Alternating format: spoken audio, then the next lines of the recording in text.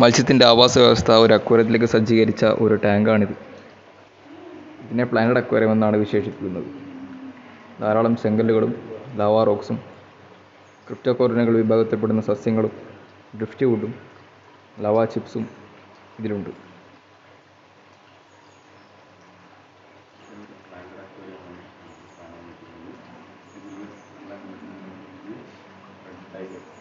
ഇതിൽ അടങ്ങിയിരിക്കുന്ന മീൻ neon tetra എന്നാണ് അറിയപ്പെടുന്നത്. ഇവ സ്കോളിംഗ് വിഭാഗത്തിൽപ്പെടുന്നു. ഇവ ഒരു കൂട്ടമായാണ് സഞ്ചരിക്കുന്നത്. എല്ലാ മീനുകളും ഒരേ ദിശയിൽ ഒരേ സമയം സഞ്ചരിക്കുന്നതിനാലാണ് സ്കോളിംഗ് എന്നുകൊണ്ട് വിശേഷിപ്പിക്കുന്നത്.